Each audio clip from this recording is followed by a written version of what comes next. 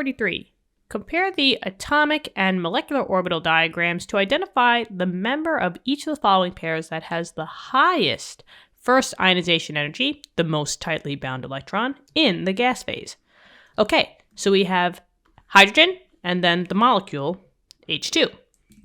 So we basically just have to compare the atomic orbitals with the molecular orbitals to see who would have a higher first ionization energy. And just know that an ionization energy is always about the energy needed to lose one electron. So if you're talking about the first ionization energy, that's the energy that's needed to lose the first electron. Now here I already have out the orbital diagrams that are used for hydrogen. Now, when you're drawing these are pretty standard for hydrogen. Your atomic orbitals, aka the orbitals only for an atom, hence atomic, those are going to go on the left and the right side, and in the middle is your molecular, because you're going to be dealing with your molecule. So, I have hydrogen, I have one hydrogen on one side, and I have another hydrogen on the other side, and if I put those two together, literally in the middle, I will get H2. Now, the hardest part here is to just know how many valence electrons hydrogen has. Well, hydrogen is in group 1, so that means that it has one valence electron. So, for each hydrogen, I'm just going to put that it has one electron. And we signify an electron by doing like a half arrow. So here's one, and here's the other one.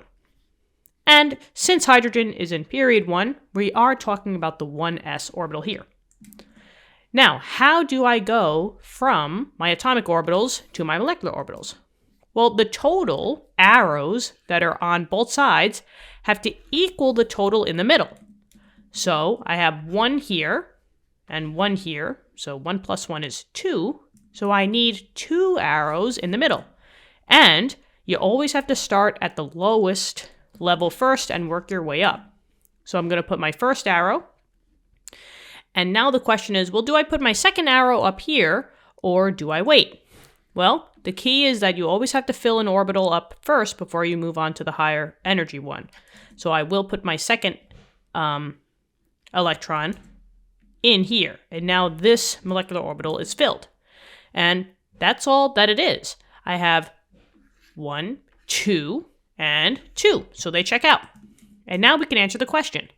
Now, if we're trying to figure out which one has the highest first ionization energy, that means that we're looking for the one that has the most energy, right?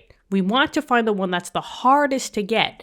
If we're deciding whether H or H2 has the highest energy, the more energy, especially ionization energy, the harder it is to grab. So, we're talking about stability. If we're trying to take an electron from either H or H2, and we're trying to solve for the highest one, you're looking for more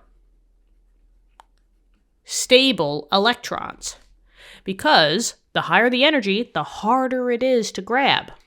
So, seems like these atomic orbitals have energies of over here. And if I go over here for my molecule, this is where your H electrons are, and this one is where your H2 is. Which one do you think is harder to grab? Yeah, it's definitely harder to grab these electrons because they are lower. So these are harder to get. And if they are harder to get, that means that you're going to need a lot of energy to get them. And that would give you a high ionization energy.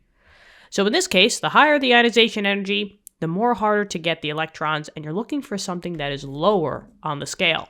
So in this case, the answer would be H2, would be having a higher first ionization energy because those electrons are more stable than the other ones. And that's it. I hope this helped. Let me know in the comments. Thank you so much for viewing the video. Subscribe to the channel if you haven't already, and I look forward to helping you with more questions. Talk to you soon. Have an awesome day. Bye-bye.